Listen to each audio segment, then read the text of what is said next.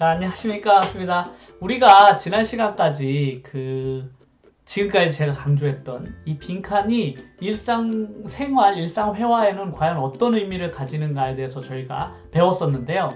오늘 배울 문장은 한번 한글로 먼저 들어볼게요. 예를 들면, 내 컴퓨터 망가졌어.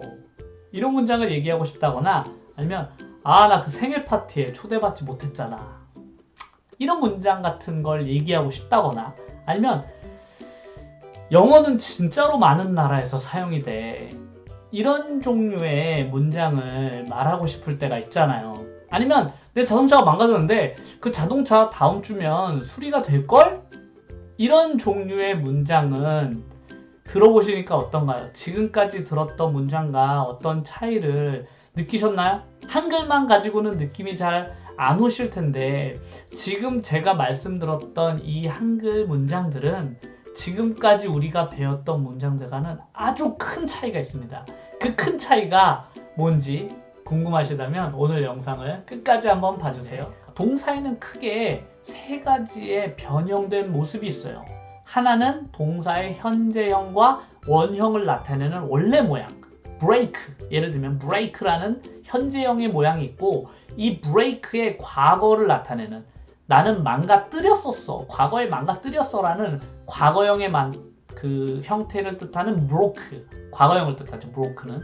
그리고 세 번째, 과거 분사라고 이름이 붙여져 있는 이 과거 분사라는 것의 이름이 바로 세 번째 형태는 broken이라고 하는 동사는 크게 이 세 가지 형태로 변형이 되게 되는데 제가 옛날에 이 과거형을 영상에서도 이 동사의 세 가지 변형 형태는 좀 기억을 해주시는 게 좋다라고 말씀을 드렸던 게 바로 이런 경우에도 사용이 되기 때문에 그래요. 이 동사의 세 가지 변형 형태를 익숙하게 해주시는 게 좋은 게 왜냐면 앞으로 배울 문법에도 정말 많이 쓰이거든요. 특히 이 세 번째 변형 형태는 앞으로 쓰일 일이 정말로 많아요.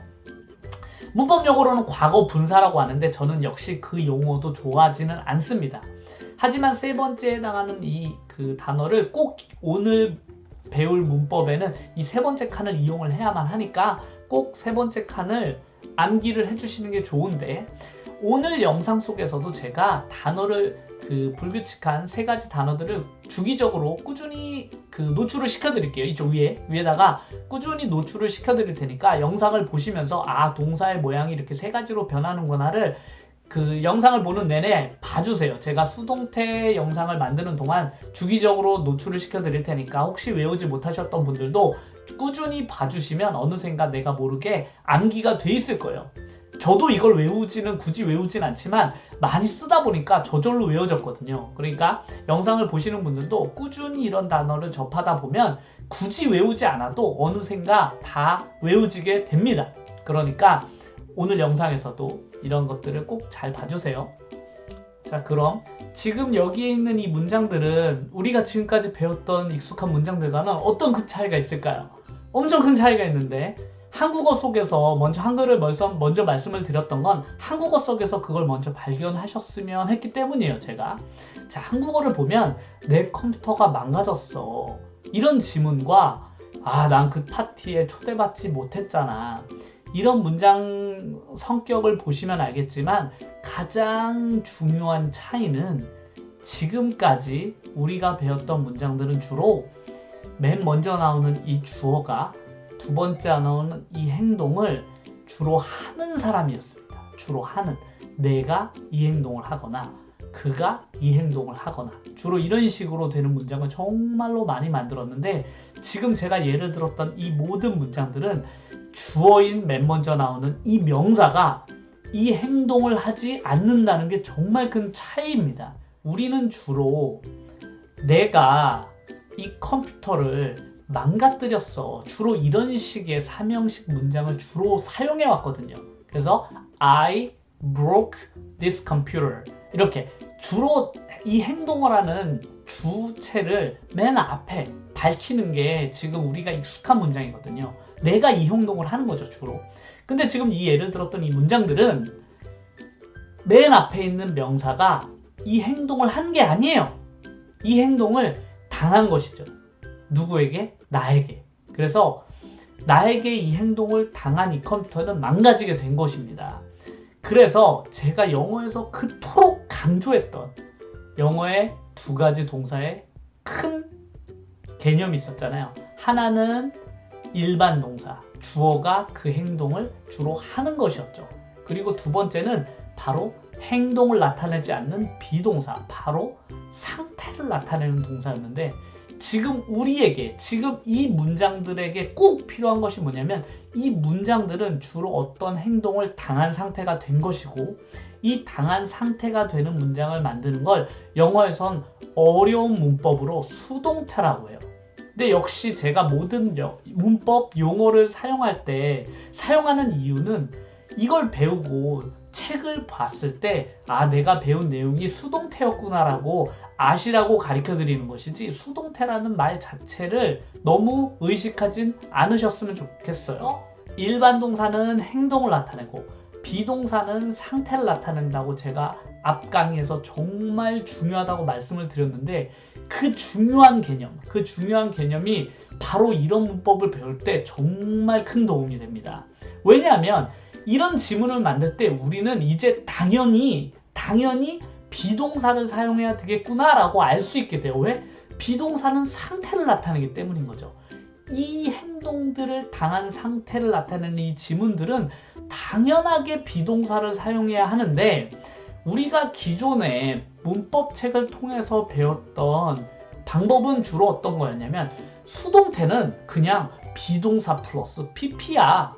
그러니까 이걸 그냥 외우면 돼 라고 우리가 배웠지만 지금부터는 수동태니까 비동사 플러스 pp가 아니라 이 문장들은 주어가 어떤 행동을 당한 상태이니까 그 상태를 나타내는 비동사를 써주는 건 당연한 거죠.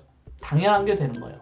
그래서 내가 이 컴퓨터를 망가뜨렸어 라는 기존 문장은 삼형식으로 I broke this computer 라고 쓰면 우리가 기존에 만들었던 3칸에 해당하는 삼형식 문장이 되지만 이 컴퓨터가 주어가 돼서 this computer가 주어가 되면 더 이상 이 컴퓨터가 이 행동을 한 게 아닌 게 되고 당한 상태가 되기 때문에 비동사를 사용해야 되고 비동사는 컴퓨터가 한 개잖아요. 그리고 그 행동을 당한지는 과거에 당했습니다. broke라는 과거형 동사를 썼기 때문에 비동사 역시도 was라는 비동사를 과거형을 써주면 되죠. 그래서 this computer was라고 써주시고 맨 마지막에는 당한 상태를 나타내는 세 번째 단어인 break,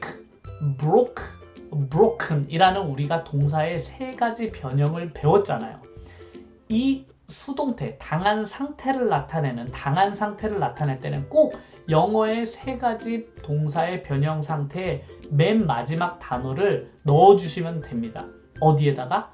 비동사 뒤에 나타내는 보호 자리에다가 넣어주시면 되는 거죠.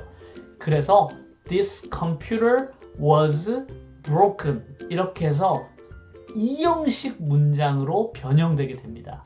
그래서 이 문장이 누군가가 어떤 대상한테 행동을 했던 I broke this computer였던 삼형식 문장에서 this computer가 주어 자리에 오게 돼서 이 행동을 당한 상태가 되면 이 문장은 자연스럽게 비동사를 이용하게 되고 비동사를 이용한 문장은 우리가 배웠던 이 형식에 해당하게 됩니다. 그래서 이 형식의 가장 핵심이었던 주어의 상태를 나타내는 문장으로 변형을 시키게 되면 바로 this computer was broken.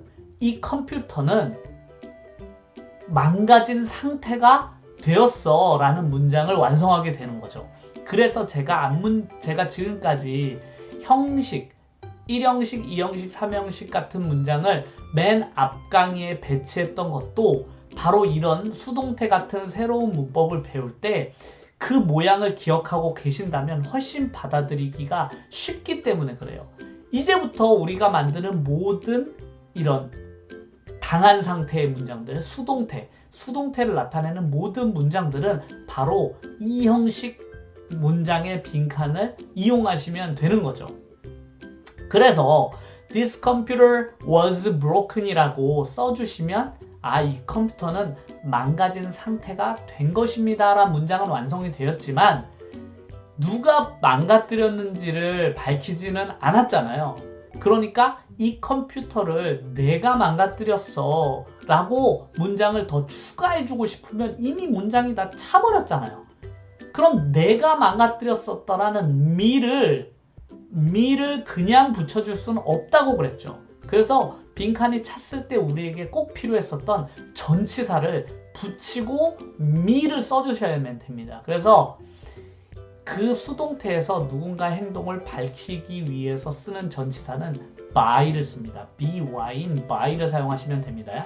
그래서 This computer was broken by me 라고 써주시면 이 컴퓨터는 나에 의해서 망가진 상태가 되었습니다 라는 문장이 되게 되는 거죠. 그게 우리나라 말로 하면 이 컴퓨터는 망가졌어.